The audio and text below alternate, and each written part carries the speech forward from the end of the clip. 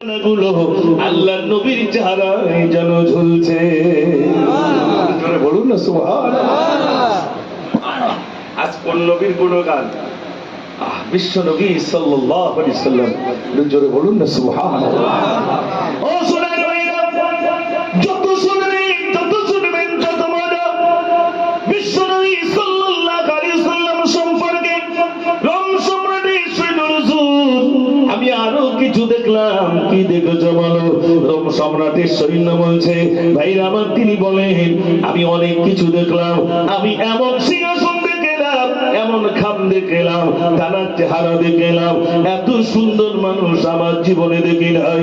ও সোনার ভাইরা, বিশ্ব নবী সাল্লাল্লাহু আলাইহি সাল্লাম এত কিছু মক্কার মানুষের দেখার পরেও আবু জেহেল, আবু লাহাব, উতবা, সাইবা মিটিং করলো, মুহাম্মদকে রাখা যাবে না, মুহাম্মদকে চিরজীবনের মতো বিদায় দিতে হবে। কে বলো মুহাম্মাদের কল্লা কাটবে? খাপ থেকে একজন নাঙ্গা তলোয়ার বার করে বলছে, আমি মুহাম্মাদের কল্লা কাটবো। যে কল্লা কাটবে বলে খাপ থেকে নাঙ্গা তলোয়ার বার করেছিল, নামটা কি ভাই জানেন না? না, সঙ্গে সঙ্গে আমার বলে আমি চালাবো, মুহাম্মদকে আমি গিয়ে কতল করিব। প্রতিমধ্যে নঈম ভাইয়ের সাথে দেখা হয়, ঘরের কথা শুনে ওমর আগুন হয়। রাস্তা দিয়ে যাচ্ছে, হযরতে নঈমের সঙ্গে দেখা ওমরের। তো হযরতে নঈম বলছেন, ওমর কোথায় যাও? বলে মুহাম্মাদের কল্লা কাটতে যাই। বলে ছি ছি ছি ছি, এই ছাগল ছানা ধরতে পারবে? ওই আবার ধরতে পারবো না। ছাগল ছানা ধরতে গেলেন, ধরতে পারলেন না। ছোট বাচ্চা ধরতে পারেননি। হযরতে নঈম বলছে, এই ছাগল ছানা ধরতে পারলে না, আর মুহাম্মাদের কল্লা কাটবে? ওমর তখন রেগে গিয়ে বলছে, ও বুঝেছি, তুমি তার ইসলাম কবুল করেছো। হযরতে নঈম বলছেন, আমাকে শাসন করছো? তুমি বাড়িতে গিয়ে দেখো, তোমার বোন ফাতেমা আর তোমার দুলাভাই সাঈদ দুজনে ইসলামের কলমা পড়ে মুসলমান হয়ে গেছে। বলুন না সুবহানাল্লাহ। আমাকে কি শাসন করছো? ঘর সামলাও আগে।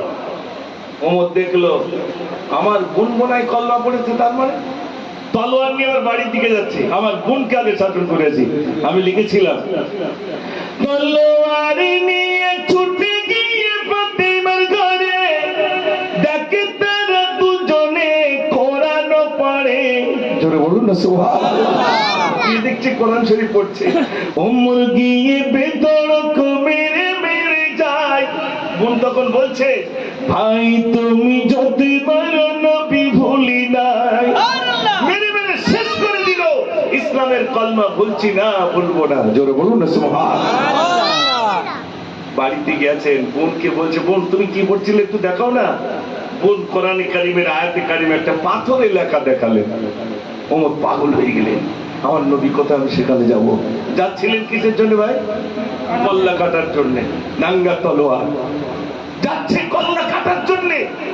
কিন্তু কোরআনে কারিমের আয়াত দেখে ওমর পাগল হয়ে গেলেন, আমার নবী কোথায়, আমি সেখানে যাব। পাহাড় চূড়ায় রয়েছেন হযরতে হামজা রাদিয়াল্লাহু তাআলা। ভাই আমার হযরতে হামজা বলেন, ইয়া রাসূলুল্লাহ, ওই ওমর আছে, ওমর যদি আপনার সঙ্গে সদ্ব্যবহার করে আমি হামজা ছেড়ে দেব, আর অসৎ ব্যবহার করলে আমি হামজা ওমরের কল্লা কেটে দেব। ইয়া রাসূলুল্লাহ, ওমর তো বড় রাগী। ওমর যখন আসবে আমি তার সামনে চলে যাব, তার তলোয়ারে আমার জীবন চলে যাবে। দ্বিতীয় জন ওমরকে ধরে নেবে, দ্বিতীয় জনকে যদি মেরে দেয় তৃতীয় জন ধরে নেবে। ইয়া রাসূলুল্লাহ, আপনাকে আমরা আগে যেতে দেব না, যেতে দেব না। আল্লাহর নবী বলে, সাহাবারে সরে যাও, সরে যাও। যে ওমর আমার কল্লা কাটার জন্য আসে, ওমর আমার কল্লা কাটবে না, কাটবে না, বরং তার কল্লাটা আমার কদমে ছুপে দেবে। বলুন না সুবহানাল্লাহ। ও সোনার ভাইরা আমার, ওমর গেলেন, ইয়া রাসূলুল্লাহ, আমার ভুল হয়ে গেছে, ইয়া রাসূলুল্লাহ, আপনার কল্লা কাটার জন্য এসেছিলাম। এই দেখেন তলোয়ার, আপনার কল্লা কাটার জন্য এসেছিলাম। ইয়া রাসূলুল্লাহ, আমি বড় ভুল করেছি, আমাকে কলমাটা পড়িয়ে দেন। আল্লাহর নবীর হাতে হাত দিয়ে ইসলামের কলমা পড়লেন বটে, কিন্তু হযরত ওমর বললেন, ইয়া রাসূলুল্লাহ, আমি আর চুপচাপ থাকবো না। আবু জেহেল, আবুল আহাব, উতবা সাইবা মিটিং করেছিল, আমাকে 100 উট উপরে বন্ধের মনে ছিল, আমি সেই আশায় এসেছিলাম ইয়া রাসূলুল্লাহ। কিন্তু আমি যখন ইসলামের কলমা পড়ে নিলাম, আমি আর চুপচাপ থাকবো নই, বরং নারাই তাকবীর দিতে যাব।